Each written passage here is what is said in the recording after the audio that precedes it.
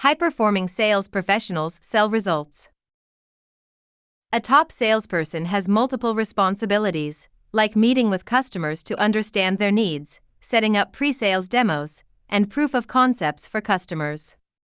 In addition, they like working with lots of different people on lots of different projects. They are usually the primary point of contact and are also responsible for managing the relationship with the customer. They help prospects make the right decision, build trust with key players, address pricing and billing issues. Also, continue working with customers to ensure high satisfaction and discover new business opportunities. Salespeople have honed their skills in identifying customers' needs and selling them solutions, which are typically combinations of products and services. This is useful when customers are unsure how to solve their problems. What happens, however, if customers have a good understanding of their problems?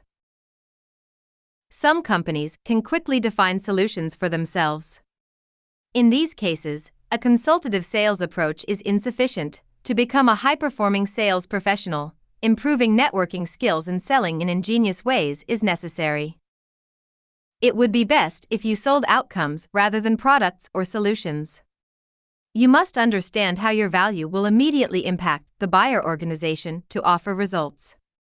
Your ability to do this is based on your knowledge of their business, vision, and goals. During the discovery phase of the sales process, you should be as proactive as possible in asking for information about what problems could exist. This will help you develop a solution and promise expected results. That makes sense to them because it solves the problem and is aligned with their needs. You must keep the promise and track how your solution is doing by creating a performance report. Most salespeople might believe that an invitation to bid for a requirement formulated by another company is almost certainly going to be awarded to a selected vendor and is not worth it. Nonetheless, great sales professionals take advantage of the opportunity to reframe the conversation and transform a customer with well-defined requirements into one with emerging needs. Top sales personnel connect with the decision maker and rewind the purchasing decision to a much earlier stage, even if they are invited in late. It makes the whole approach look more suitable and gives both buyer and seller a much higher degree of confidence. Sell yourself, because most of the people you're selling to are unlikely to have a strong understanding of how your product works from a primarily technical standpoint. Your sales strategy must persuade them to trust you. Successful sales professionals seek assistance from people within the customer's organization. Look for people who are accessible and willing to meet, who can provide valuable information, who are good at persuading other colleagues, who are inclined to support your solution, and who can help you network and connect with other stakeholders. In job interviews, "Sell me this pen" is a common question to assess sales expertise and communication skills. But, unfortunately, when you're asked to sell a pen, it's all too easy to get caught up in the product.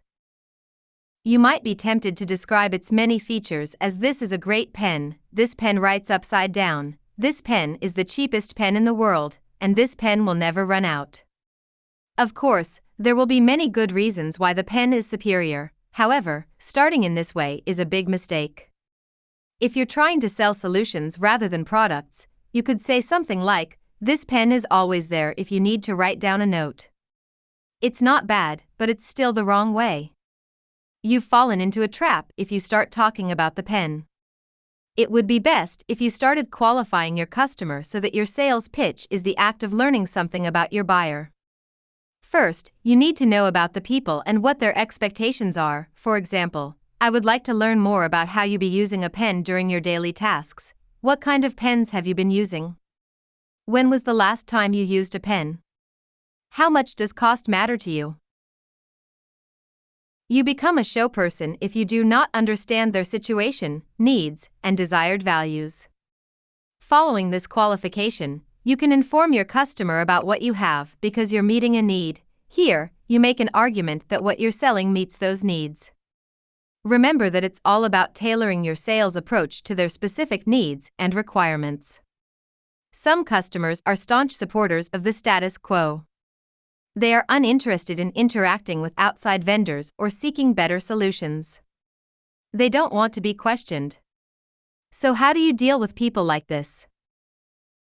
The first step is to gauge a customer's reaction to a provocative insight. Then, as the conversation progresses, pay close attention to how the customer discusses the insight. Customers' words and phrases will provide a roadmap of the underlying emotion they feel in connection to the insight expressed.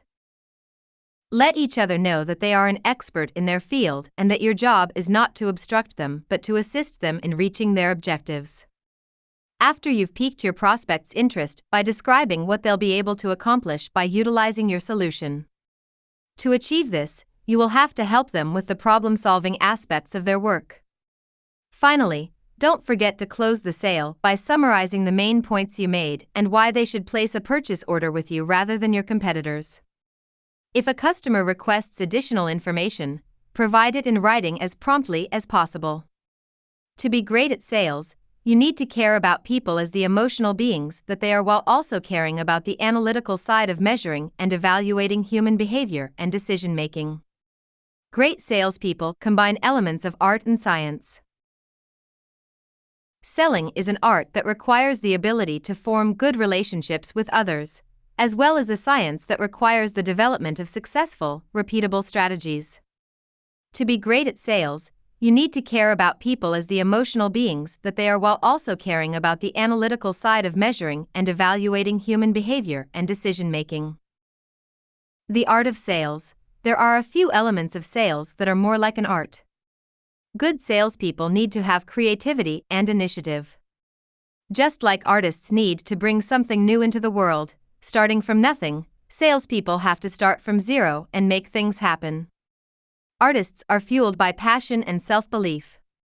In the same way, some of the best salespeople have a strong spirit of passion and self-confidence. They believe in what they're doing, and they inspire confidence in the people around them.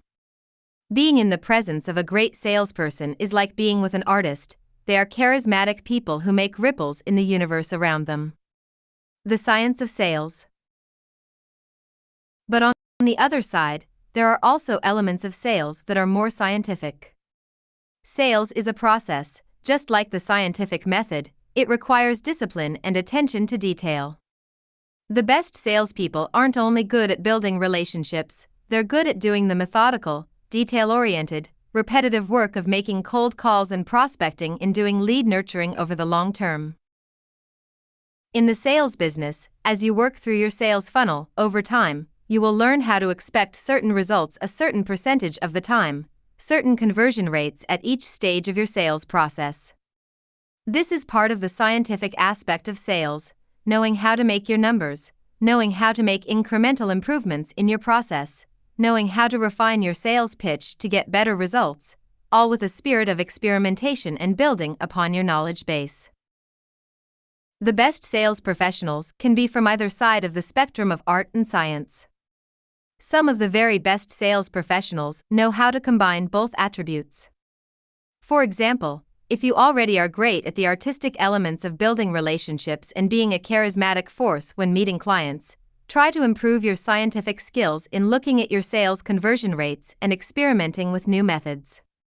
If you are already good at the scientific aspects of methodically making cold calls and analyzing your sales process, try to improve your artistic performance by taking a public speaking class or reading about classic sales techniques such as delivering a better elevator pitch.